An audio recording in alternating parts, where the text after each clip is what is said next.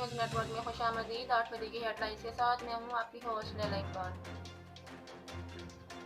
कराची कायदाबाद में tanker trailer से टकरा गया। टैंकर से सोयाबीन तेल सड़क पर बह गया। लोग बाल्टी और बोतलों में तेल भरने लगे। पिस्टन से कई मोटरसाइकिल सवार जख्मी। चाइना कटिंग दिफाई प्लाटों पर कब्जे समेत अहम मुकदमा। चीफ जस्टिस कराची में अहम केसेस की समाअत करेंगे। सीडीए का हाउसिंग फ्रॉड रोकने के लिए डंडा उठाने का फैसला। गैर कानूनी सोसाइटीज के अकाउंट्स फ्रीज होंगे। अंदरूनी ट्रांसफर की बजाय रजिस्ट्री लाजम होगी।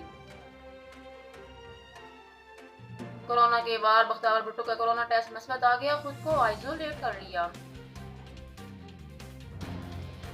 तहरीक इंसाफ से इंसाफ का मुतालबा। दोस्त हूँ दुश्मन मत बनाओ। जहांगीर तरीन का सबर जवाब देने लगा। कहते हैं वफादारी का कौन सा सबूत चाहिए। बैंक अकाउंट्स मंजमद कर दिए गए। वज़ीर आज़म साजिशी अनासर बेनकाब करे। जरदारी से मुलाकात का सवाल हंसी में उड़ा दिया। अपनों से सवाल करना मुश्किल होता है मगर पूछना तो पड़ता है। मशीर बराए एहतसाब शहजाद अकबर कहते हैं मुकदमा जहांगीर तरीन के खिलाफ नहीं, मामला JWD का है। जिसने नेकी की कमर में पूरा घोंघा पड़ गया। एहसन इकबाल का बयान। कहते हैं फैसला न मानने वाला साथी कैसे हो सकता है।